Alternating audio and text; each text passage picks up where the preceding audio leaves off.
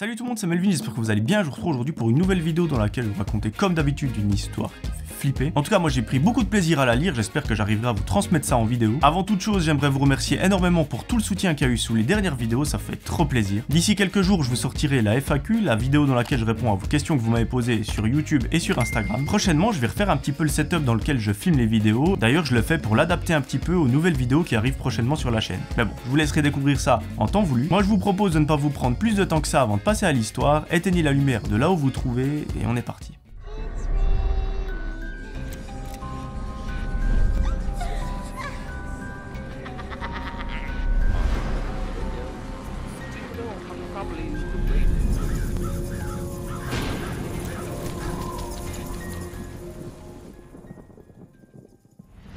Aujourd'hui, mes amis, c'est l'histoire de Camille. À l'époque des faits, Camille a 25 ans, elle habite en France. Elle étudie à l'université, elle est en deuxième année, et ça fait un petit moment qu'elle ne vit plus avec ses parents. Effectivement, depuis quelques temps, elle est en colocation avec une de ses meilleures amies. Elles habitent toutes les deux dans un appartement de 4 pièces, et elle nous raconte que c'est super agréable. Ce qu'elle adore, elle, c'est avoir son indépendance, elle peut rentrer à l'heure qu'elle veut, elle peut faire ce qu'elle veut, inviter qui elle veut, quand elle veut, c'est trop cool. En plus de ça, la personne qui vit avec elle, c'est sa meilleure amie, donc il n'y a juste rien de mieux. En parallèle de ses études, Camille travaille dans un fast-food. Elle y travaille quelques soirs par semaine, ça lui permet d'avoir un petit salaire pour se payer le logement, la nourriture, etc. Et généralement, les horaires sont assez variables. La plupart du temps, elle va travailler le soir, mais ça peut arriver que pendant le week-end, elle travaille la journée, le matin ou peu importe. Un fameux jour, Camille se rend à l'université, elle y passe toute la journée, il y a des cours super intéressants, ou super chiant, ça dépend, et vers 18 h, elle rentre à la maison. Elle nous raconte que c'est trop cool parce que sa meilleure amie est dans la même université mais pas dans la même classe, et que leurs horaires correspondent plus ou moins. Ça fait qu'en principe, le soir, elles s'attendent à la sortie de l'université,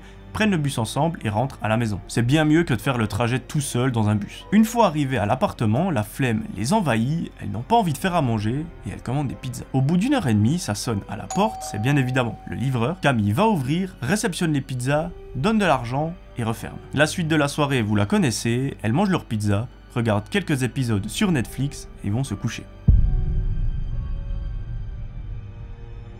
Le lendemain matin, c'est une journée classique qui recommence. Les deux se lèvent, prennent un petit déjeuner, se préparent et filent à l'université. Là, de nouveau, c'est une journée plus que classique qui se passe. Des cours bien, des cours chiants, bref. Il n'y a rien qui change. Le soir, contrairement à la veille, Camille doit rentrer toute seule. Elle finit à 17 h et à 18 h 30, elle doit être au fast-food. Effectivement, ce soir-là, elle travaille, elle nous raconte même qu'elle finit à 23 h, donc super tard, et que ça va faire une bonne grosse journée. Une fois les cours terminés, elle sort du bâtiment, prend le bus, rentre à la maison, enfile ses meilleures affaires et fonce tout droit au fast-food. Là, pendant plusieurs heures, je ne vous apprends probablement rien, elle fait à manger, sert les clients et tout se passe bien. Elle nous raconte que généralement, lorsqu'elle finit un service le soir, ils sont plusieurs dans le restaurant et que c'est pas elle qui a la responsabilité de fermer à clé, prendre la caisse, etc. Ce soir-là, à la fin de son service, elle va dans le vestiaire, se change, prend ses affaires et sort du restaurant. Elle nous explique que celui-ci se trouve à quelques minutes de marche à peine de chez elle et que par conséquent, elle s'y rend à pied. Elle ne prend pas de transport, ça lui fait du bien de marcher et elle adore ça. Ce soir-là, on est en hiver, il fait un temps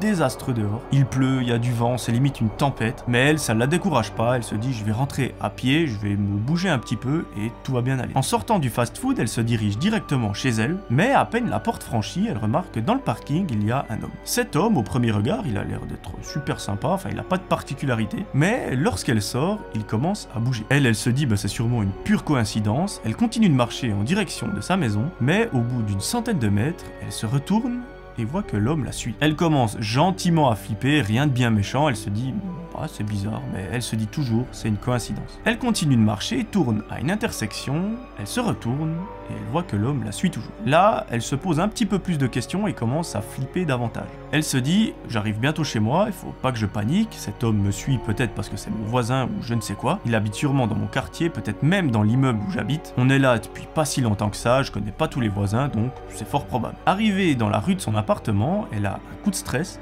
Elle se retourne, elle voit que l'homme est encore en train de la suivre et, prise de panique, elle se met à courir. Au bout de 100 mètres, elle arrive enfin à la porte en bas de chez elle. Elle sort les clés de son sac le plus rapidement possible, les met dans la serrure, ouvre la porte et la referme aussitôt. Là, elle commence à monter les escaliers quand soudain, elle entend quelqu'un taper à la porte derrière elle. Elle se retourne et voit à travers la petite vitre de la porte qu'il s'agit bel et bien de l'homme qui était en train de la suivre. Et là, elle commence sérieusement à flipper parce qu'elle se rend compte qu'il s'agit en réalité du livreur de pizza qui était là la veille. Lorsqu'elle croise son regard, elle voit qu'il a un sourire assez spécial et qu'il repart immédiatement. Elle, de son côté, elle continue de monter les escaliers, rentre à la maison et explique tout à sa meilleure amie. Sa meilleure pote lui dit « Écoute, t'es sûrement tombé sur un mec super chelou, on va faire attention ces prochains jours, mais ça devrait bien aller. Ce qu'on va faire, c'est qu'on va rentrer ensemble ces prochains soirs de l'université, comme ça on est deux si jamais. » Bref, notre amie Camille arrive à se remettre de ses émotions, elle prépare à manger, les deux mangent devant la télé, regardent Netflix et vont se coucher.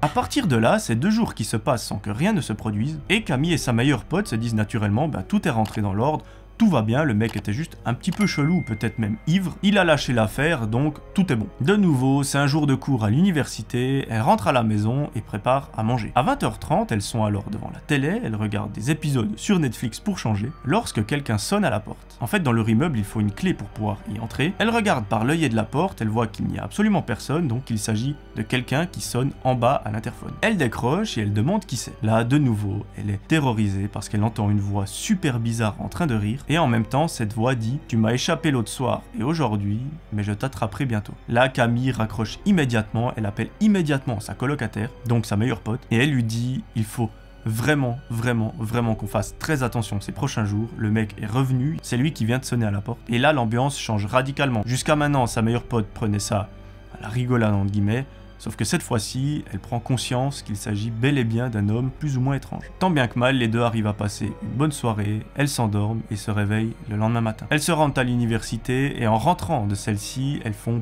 bien attention que personne ne les suive. Arrivées en bas de l'immeuble, elles sont en sécurité, personne ne les a suivies, elles ouvrent la porte et montent directement chez elles. Malheureusement, 20h30, le cauchemar recommence. Quelqu'un sonne à la porte, Camille regarde sa meilleure amie, elles se regardent les deux. Camille se lève, elle est super stressée, elle s'approche de la porte, elle fait comme la veille, elle regarde à travers l'œillet, et là, elle pousse un énorme cri, parce que la veille, la personne était en bas de l'immeuble, sauf que cette fois-ci, elle a réussi à entrer dans celui-ci, et maintenant, cette personne est juste derrière leur porte. Camille, après avoir crié, elle a un bon réflexe, elle fait plus aucun bruit, sa meilleure amie s'approche d'elle, et elle lui dit: il faut absolument que tu appelles mon père, que tu lui expliques ce qui est en train de se passer. Il habite à quelques minutes d'ici, donc il pourra venir nous aider si besoin. Et là, c'est tout un plan qui se met en place. La meilleure amie appelle bel et bien le père de Camille. En quelques toutes petites secondes, elle lui explique l'histoire. Et celui-ci va avoir un réflexe de super-héros. Il lui dit: j'arrive, j'ai les doubles des clés de l'immeuble, donc je peux entrer. Et ce qu'on va faire, c'est que moi, je vais prendre 2 amis avec moi.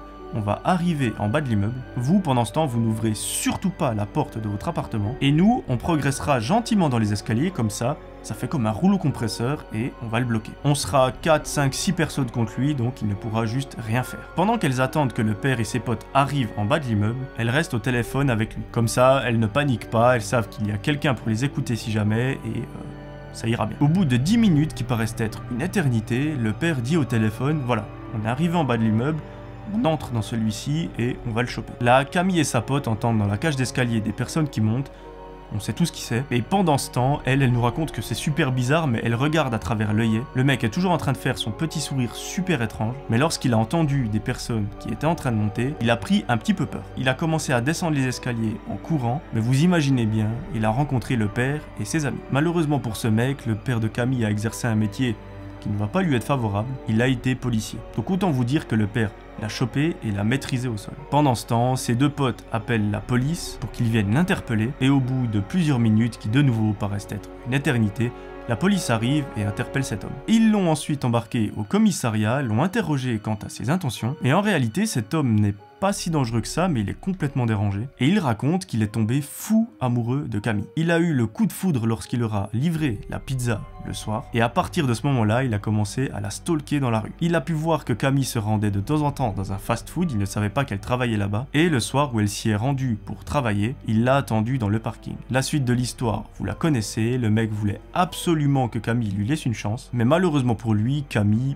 ça ne l'intéressait pas du tout. On ne sait pas exactement comment cette personne a été jugée, mais par contre, Camille et sa meilleure amie nous racontent que depuis ce jour-là, il n'y a plus rien eu. Cette histoire les a quand même bien traumatisés, elle nous raconte que maintenant, lorsque quelqu'un sonne à la porte, elles ne vont plus ouvrir du tout. La seule exception, c'est si elles attendent quelqu'un, mais si elles n'attendent personne, c'est mort. Elles ne remercieront jamais assez le père de Camille ainsi que ses potes d'être venus les libérer, parce que sans eux, elles ne savent pas trop ce qu'elles auraient fait. Elles auraient probablement appelé la police, mais elles nous expliquent que sur le moment, elles n'ont pas eu le réflexe. Donc moi, maintenant, si je peux vous donner un conseil, si vous avez une situation similaire qui arrive, et j'en doute pas que ça arrive tous les jours, des mecs qui sont complètement dérangés, qui stalkent dans la rue, enfin bref, qui veulent absolument rencontrer une personne, eh bien si ça vous arrive, n'hésitez surtout pas à appeler la police. C'est même mieux d'appeler directement la police que quelqu'un de sa famille, parce qu'au moins eux, ils interviennent directement, tandis qu'un membre de la famille, peut-être qu'il est à l'autre bout du pays, peut-être qu'il est en train de travailler, ou je ne sais quoi. Donc s'il vous plaît, si ça vous arrive, vous appelez immédiatement la police. Voilà, c'est la fin de cette vidéo, j'espère qu'elle vous aura plu. En tout cas, si c'est le cas, n'hésitez pas à me le dire en commentaire. N'hésitez pas à vous abonner à la chaîne si vous voulez voir plus d'histoires comme ça. Prochainement, il y aura d'autres types de vidéos. Si vous aimez celle-ci, ça va vous plaire. Et très honnêtement, moi, j'ai une seule hâte, c'est de les tourner. Ça apportera de la fraîcheur à la chaîne, ça va changer un petit peu et ça va être trop cool. Moi, je vous promets de vous retrouver très vite pour une nouvelle histoire. D'ici là, j'aimerais que vous preniez soin de vous. C'était Melvin, ciao tout le monde.